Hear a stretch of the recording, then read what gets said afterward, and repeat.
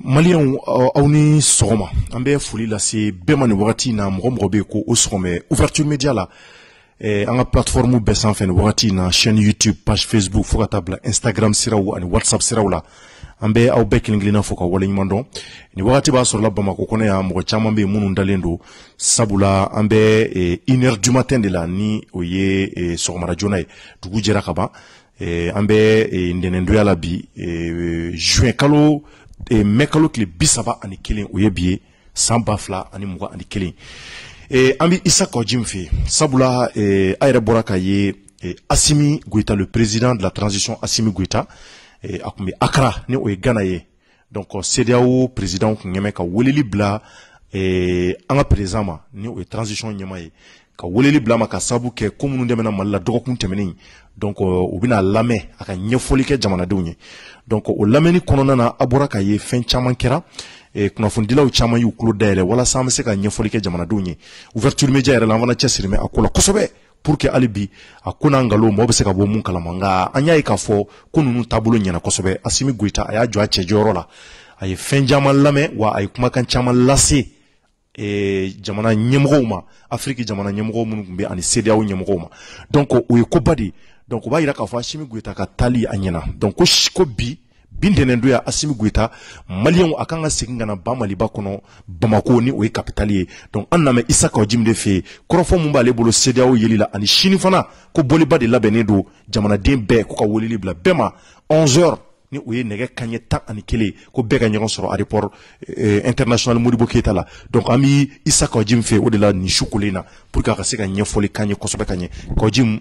isalamu alaikum. Wa alaikum salam wa rahmatullah. Ouverture média an b'aw fo. Merci. An b'aw fo nin ye fasoden baara ye nin ye fasojɔ baara ye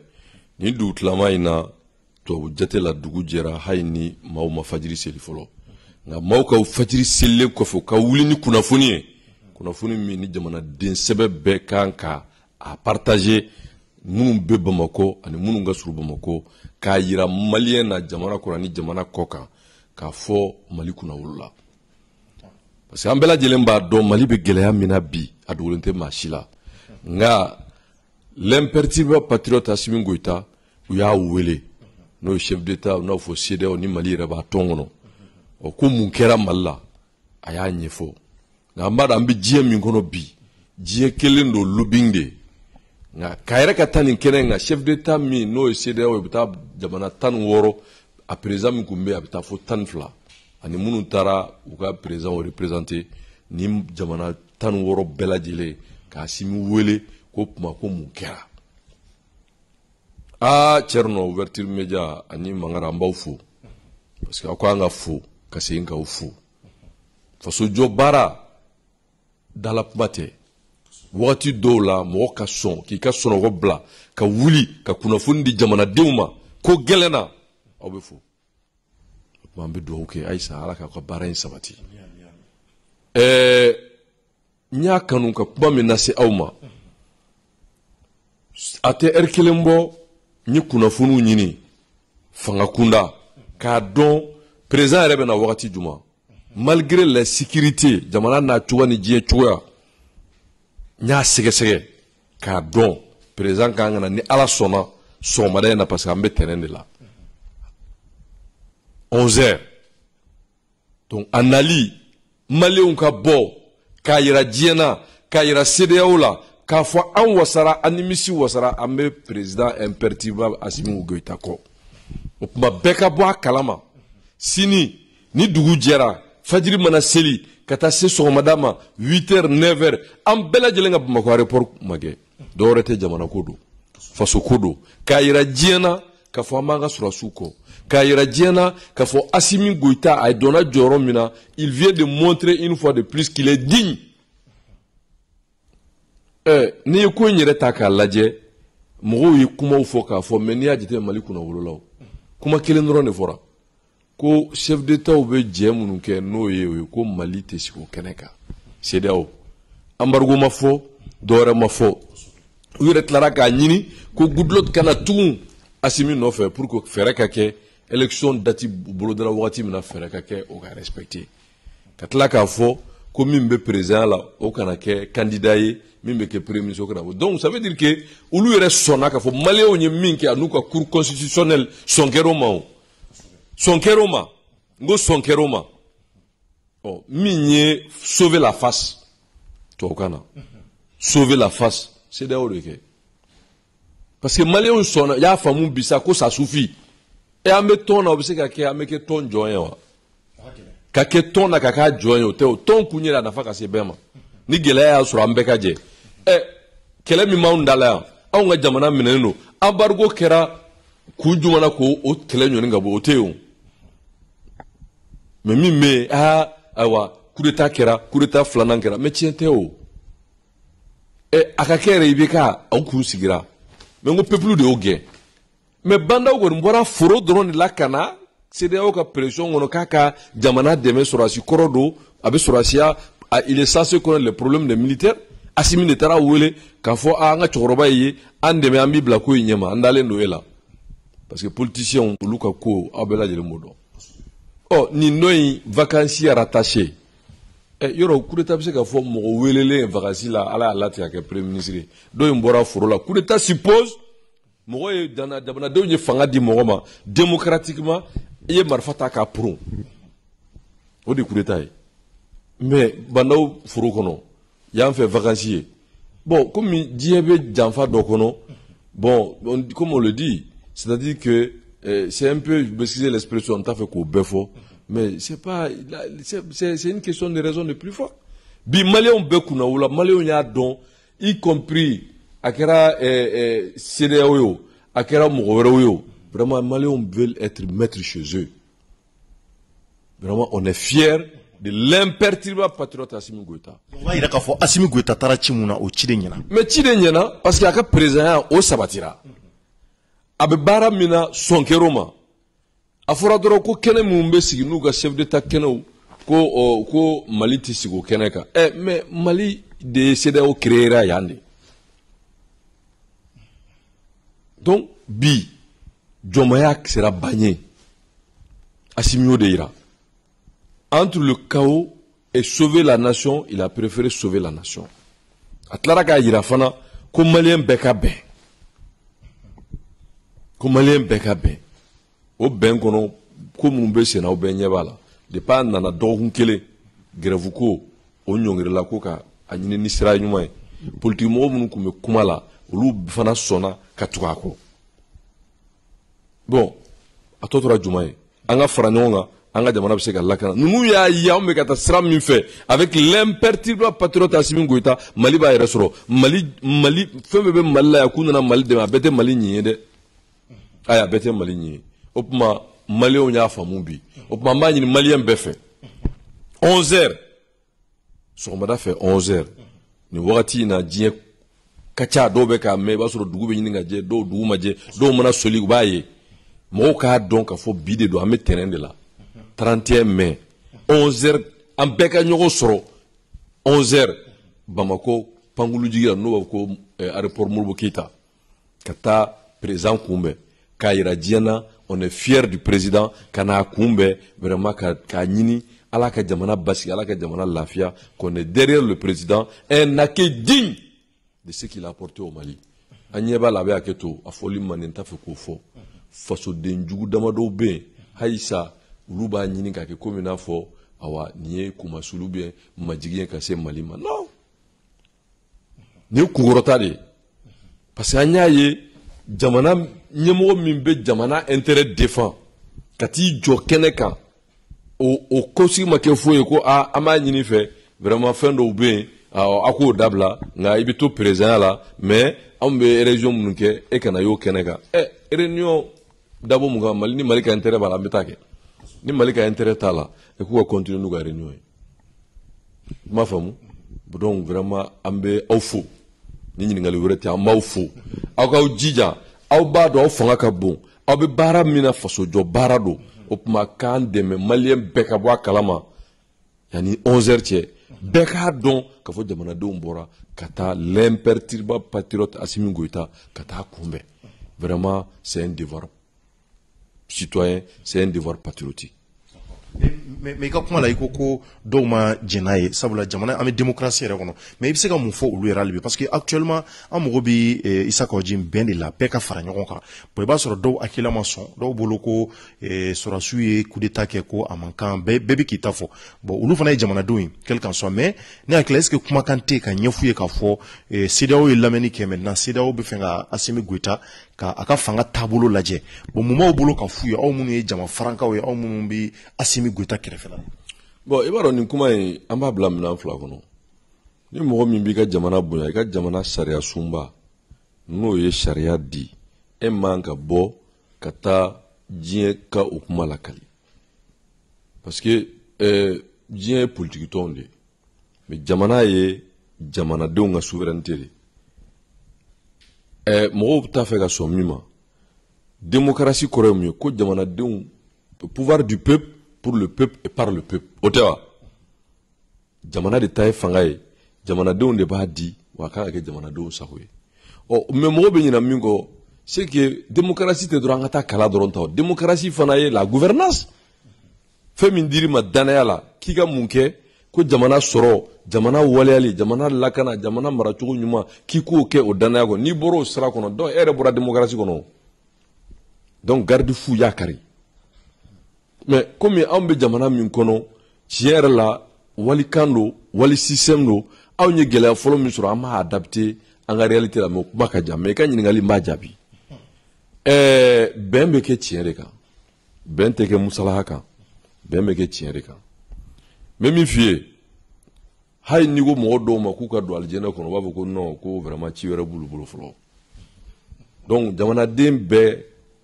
kan k'i hakilila fɔ jamana ko la mais jamana tɛ tugu jamanaden bɛɛ kɔ jamana bɛ tugu jamana ka intérêt de kɔ et l'intérêt de la majorité mais k'a fɔ bɛɛ ka sɔn fɛn dɔ ma i k'o kɛ n'i y'o ye mɔgɔ mɔgɔ la c'est à dire que n t'a fɛ k'o fɔ tubabukan na n t'a fɛ k'o fɔ bamanankan na mais o ko tɛ taa yɔrɔ la mais ni min ye sɛbɛko ye tugu bɛ ko de kɔ bi jamana mago bɛ fɛn min na lakana basigi jamana mago bɛ fɛn min na bɛn mais bɛɛ b'a dɔn Assimi ka dɔgɔkun kelen dɔrɔn a nɔ yera fo ni mɔgɔ min tɛ tiɲɛtigi ye mais a nana a ye INT mɔgɔw wele o kuma sen fɛ u sɔnna ka grève bila ka sɔrɔ gouvernement yɛrɛ ma sigi tɛ kelen a filanan ye min ye minnu yɛrɛ tun bɛ yen n'u jɛra ka i bɛ ka kɛlɛ kɛ ni a bɛ f'o ma ko le reste de M5 n'u bɛ Bitar ka cour kɔnɔna la mais olu yɛrɛ fana sɔnna ka yɛlɛ Kati Assimi ye primature ta k'a di u ma ko u ka mɔgɔ yira u ye Choguel yira ko problème t'a la k'a dira bon a tɔ tora ka décret ka kɛ maintenant bɛɛ kun sigilen n'a ye décret signé yan'a ka taa Ghana ni Ghana y'a kɛ tan a bɔra ta don ta mais a ma diya il est revenu président légal et légitime et respecté n'a sɔrɔ u tun taara fɔ de bon an ma jɛn n'a ye i tɛ Mali président ye o tɛ kuma wɛrɛ ya donc ça veut dire que on doit être fier de lui d'aller affronter l'adversité en dehors du pays n'i y'a kɛ dɔ ye a tɛ taa o a b'i sigi ka jaabi ma kɔnɔ yan ni marifa ye bon o bɛɛ kɔfɛ jamana sariya sunba minnu yɛrɛ k'u ye politique tɔn ye mais olu yɛrɛ tako fɔlɔ la Mokhtar Wane ka gouvernement de 2 heures de temps ye mais o parti ɲɛmɔgɔ ninnu bɛɛ ma don a la c'est à dire que u tɛ jamana ko la mais bɛn kɔnɔ mɔgɔ bɛ kuma dɔw to yen u bɛ fanga ɲini de la ni fanga dir'u ma u b'u daminɛ ni fanga tɛ yen u bɛ mankan ci o d'u taabolo n'o tɛ ni kuma bɛ min aw ye politique tɔn ye aw ko deuxième coup d'état mais ça veut dire que vous avez accepté le premier coup d'état ça veut dire que vous-même vous reniez que c'est-à-dire que l'avènement du 18 août n'était pas une révolution, c'était pas une volonté du peuple. Anyakalo sabake kela mamogo sara mogo jogina. Surasu nana ambe oku ya parachevé. Bon, ako confiscation, au boro la koko deuxième coup d'état. Et vous allez vous aligner sur des gens qui veulent casser notre pays. Parti mounuma malo bekunte Mokhtar ga jamfa kono. Amakia, IRD ma foi noko M5 me mi foko ça lui engage pas. ADP balbe madoa. Min tara mɔgɔw ka so ci n'o ye Adema ye Adema parti min n'a ministre jɔnkɛ tara mɔgɔw ka so ci a ma tila k'o kɛ ministre des finances ye wa alors bon n'u bɛna mun fɔ mɔgɔw ye min ko ale ta ye ko Mali kura ou bien ko fɛnkɛ kura Codem ka fɛn tɔgɔ Pulo ninnu ka vice président o ma kɛ o b'a don ministériya la bon on ne peut pas dire ka don coup d'état ministériya kɔnɔ ka tila k'a fɔ ko deuxième coup d'état ça veut dire que le premier était un coup d'état bon be jamana denw hakili su o de b'a to tubabudenw n'u bɛ kɛlɛ mais n'i y'o fɔ ko jim tubabu a bɛ kɛlɛ la mais il est temps qu'il y ait quand même une concession ni ma min sɔrɔ i bɛ kɛlɛ wuli ko o ye coup d'état ye n'i y'a sɔrɔ a bɔ ko i b'i da de parce que Motawa est venu sur la base de quoi? C'était la base, selon la communauté, selon la CEDEAO, un coup d'état. Mais pour nous, j'ai toujours juré que ce n'est pas un coup d'état, c'est une révolution du peuple. Marfa est en boulot, Marfa est en boulot, ou le côté. Bon, ni Banda, ni Motawa, ni Mogodo, Fralagnon, Koube, Jamana, et Karignona. Pour que Nazaro Saoke, Kaira Dien Bella, Kafo Bon, Akasorasu et Minke, Aka Jamana Beti, Aturu Dago, Foko, voilà, Animi Faobana, donc diversion que, ou Nanakuba and Demoteka and Deme, ou le Naka d'offre Lakanambala Balaga Jamana Kono, Jamana Munu Nanakuba and Dema, Sansege, Mali, problème que Mekidal, Biabemi, Abininga de Mokoya. Mais Kata, nous avons sur le fait qu'à toi, Okata, Okata, où est-ce qu'il faut tienter? Et même qui soit à la base de cette insécurité-là. Wallahi, cette communauté internationale-là, au lieu de cette insécurité-là. Parce qu'il y a des gens qui font des Surasi Mimbea, Marfa Mimbea, Malde Marfa de là. Bon, Surasi Munumbea, Marfa Munumbea, Jamana Fambe, Jamana Lakana Balia avec un Brouja Dongo Katafe. Uluma Fere, Chike Kaon de Mola. Mais now, il y a Wula Kami Fere, Nina, ou Bitlatum Kaponti Kansena. Bon, Malion yo famu bi. O de ato ne a fo, ne tena jamana tofo, mais il est temps que anga jona anga jamana e joma ya kadabla. Donc munu mbo fo e mo damado di. Parce que luta yere ko de malikote. O teni malikodo. Mais kuma min fora wallahi quand quelqu'un est sincère, asimi kuma min fo, mo chité min sera ka soso. Aka kere na sur le résultat de Kumbe, Mokhtar Wan ni Banda au boulot 9 mois in kono sa. Mo va fa ah vraiment, tiens là, transition au yonike. Na bora sochi la we muke. Attention. Mais quand moi je savais parce que fin d'obé ni a faux, ka sura fautement massé na fatala. Mais quand vous avez certaines informations au barabe que Tchoumina, Ibo Keme, Wakati de Bino Diakanaka. Quand moi je disais que ce chronogramme, c'est un chronogramme bâclé, et puis j'ai dit que c'est un chronogramme de la communauté internationale. Mais les gens, certains, comme vous disiez, de l'exagération, mais c'est pas de l'exagération. Amada Kanaka. Donc, Bi, qui a pour moi, Kunche, Beka Bo, Kata Faso Denyuma Mini, Jamana Kalfaleno Amabi, pour que Jamana transition gérée. Parce que fin, ça va bien, où est-ce que ça va bien? Nene, bi tetene juma temene souffre ne ne asimu sigira kuma na kati awo kati ne kuma famu are kera doron akuma sur ne ba ko plateau la mbora e nya féliciter nya wele nya la kati awo ne ya la kati au présent je viens vous féliciter à ko merci Jim ni au beka chesiri vraiment me do ok ala kanye. Moi, me présent, moi, pour moi, ça va bien, m'a fait confier. Pourquoi il y a un comment me lasser, ni a fait beau bara foloke. Moi, dans 3 mois, il faut qu'il y ait un résultat. Moi, il faut que sur la base des documents, bingalteke moshika, y compris sur la souga war menu à Nganamou les 1200 milliards, moi, on implique nos civils et militaires. Moi, vraiment, donc, il sera activé. Vos flana est mieux pour rassurer le peuple. Il faut réduire le terrain de vie de l'État. Vos savana est mieux présent. Vos savana est mieux. Il faut un contrôle physique de l'administration et puis auditer. Après, il est tout à fait d'accord. Ni berigari ni ba damne yere là. Donc, ne soyez rassurés au bemine. Kana sugo la pe au minali be damna. Bemine jonu bemine. Non, so be bemine. 3 mois kono bemine tama be boli sa wallahi numa boli ka shi bon tegala ni mi sera sur be boli il faut renforcer le contrôle non bemine kana sugo la paix bemine ko jimni kuma bayre mais ne de la ga jamon foro anya yi ashima boss mo ta de be fo mais ne tan ala barka la mais ala tanu ala barka da wala re tu ga ne mi fie mo kuteo ni asura asimi tout te sera ga minye tien tu vois que moi je vais me lancer dans ça. Donc va ira asimi Allah edu taka fo munun dabi ne ma fo kabini ngo kumyoni fro tigi mbla nyona ani vacancier ne ma puma fo nga ko akabe mogo mine banda wi sendaga anya jini ga surasu kungari nyona o ma da odoroma o tlara tun kana gouvernement bo à l'air a été là comme tout le monde donc yani manga ga wuli surasu yere ma nyon il fallait que oluka boala pour que jamana ka basiki mais ni kumia to u bora la mais kunga nga wala parce que bi c'est pas admissible que Assimi prend un salaire et puis des rémunérations de 150 millions, ça c'est pas normal.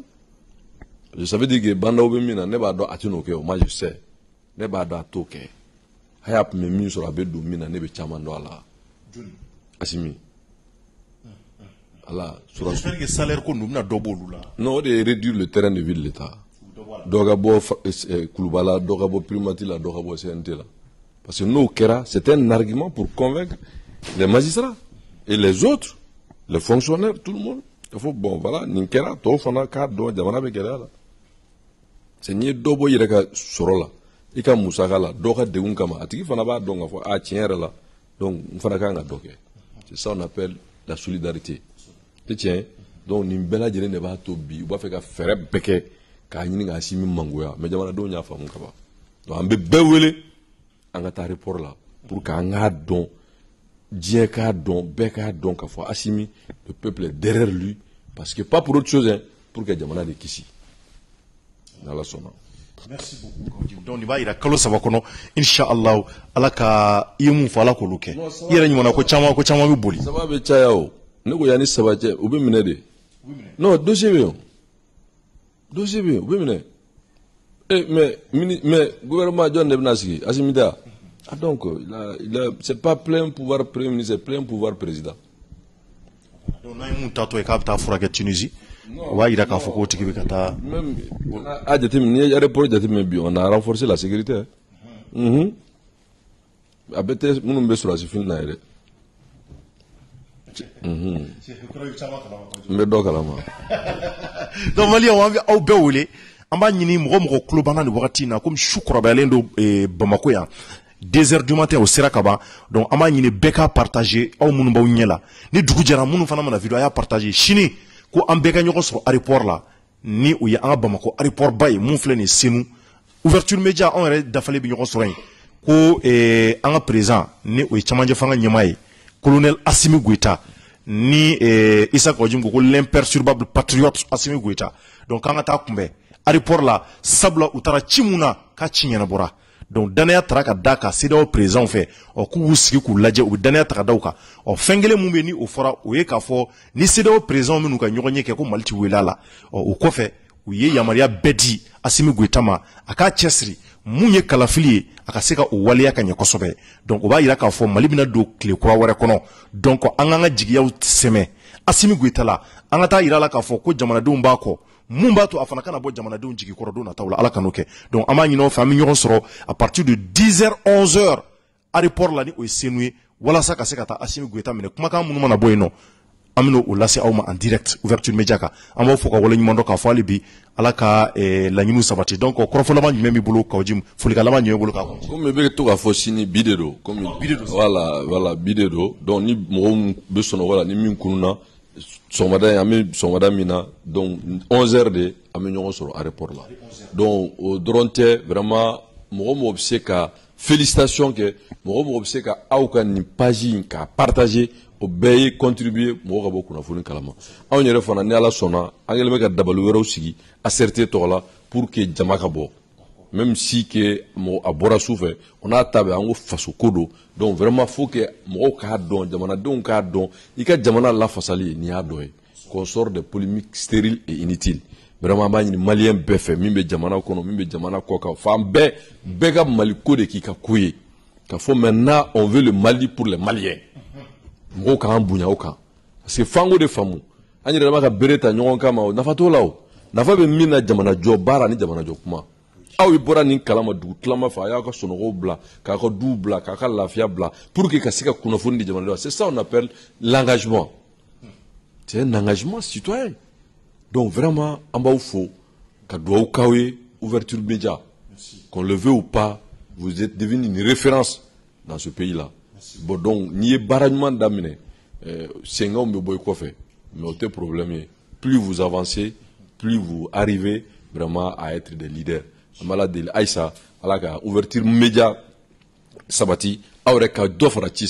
jaga parce que bamanan ñumana o bamanangay mais ka blagné fo mangele mais se maintenir devant au de ka gele. Donc vraiment mbaw fo aka awdija Aïssa, ya ni 11h le maximum de partage et de rediffusion pour que mo ka se ka bo kalama. Merci. Merci beaucoup Issa Koya. Ama fo ala ka dugu manje. Ame ñogon soro à report là. Inch'Allah à partir de 11h à Kambesoni. Merci à toutes et à tous.